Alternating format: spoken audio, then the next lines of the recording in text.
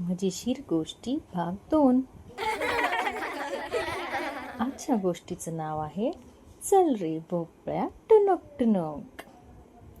फार वर्षांपूर्वी एका गावात एक प्रेमळ आजीबाई राहत होत्या. त्यांची एकुलती एक मुलगी जंगलाच्या पलीकडे असलेल्या दुसऱ्या गावी राहायला होती. एक दिवस आजींना मुलीची खूप आठवण आली. त्यांचे मन तिला भेटण्यासाठी तळमळू लागले आणि त्या स्वतःलाच म्हणाल्या, माझ्या लाडक्या मुलीला एकदा भेटायला जायलाच पाहिजे. दुसऱ्या दिवशी सकाळी आजींनी आपल्या झोळीमध्ये थोडेसे खाद्यपदार्थ भरले. त्यांची मुलगी त्यांना खूप प्रिय होती आणि तिला भेटायला देखील त्या तितक्याच उत्सुक होत्या. जंगलाच्या वाटेने त्या हळूहळू चालू लागल्या. जंगलातील सुंदर झाडे, रंगीबिरंगी फुले आणि चिवचिवणारे पक्षी जणू त्यांचे स्वागतच करत होते. पुढे जंगलात त्यांना भेटला एक लांडगा. तो आजीला म्हणाला, म्हातारे म्हातारे, भूक लागली मला, मी आता खातो तुला. म्हातारी धीट होती. ती त्या लांडग्याला म्हणाली, माझ्यात खायला आहेच काय, नुसती हाडे. मी लेकीकडे जाईन, 4 दिवस राहीन, तूप रोटी खाईन, जाडजूड होईन, मग तुम्हाला खुशाल खा.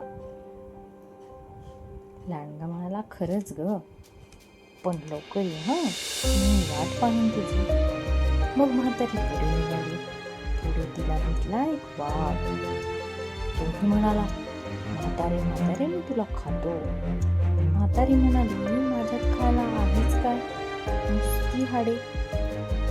लेकीकडे जाईन, 4 दिवस राहीन, तूप रोटी खाईन, जाडजूड होईन, मग तुम्हाला खा.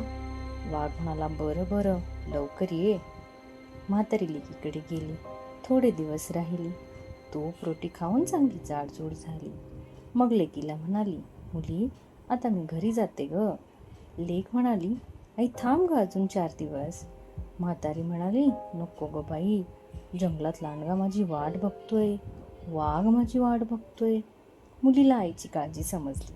ती म्हणाली, हा घे भोपळा, त्यात बसून जा, म्हणजे तुला कोणीही बघणार नाही.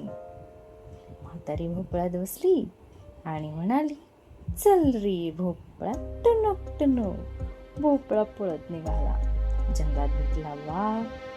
तो म्हणाला, भोपळ्या भोपळ्या, म्हातारीला पाहिलंस का रे? भोपळा तर म्हातारी म्हणाली, म्हातारी बितारी मला नाही ठाऊक, चल रे भोपळ्या टुनक टुनक. भोपळा जोरात पळत सुटला. वाघाला जरा संशय आला. तोही भोपळ्याच्या मागे पळत सुटला. वाटेत भेटला लांडगा. त्याने मात्र भोपळ्याला अडवले. म्हातारीने बाहेर काढले आणि म्हणाला, म्हातारी, मला फसवतेस काय, मी तुला खाणार. तेवढ्यात वाघही तेथे आला. तो म्हणाला, मीच म्हातारीला खाणार. लांडगा म्हणाला, नाही नाही, मी म्हातारीला खाणार. वाघ म्हणाला, मी खाणार.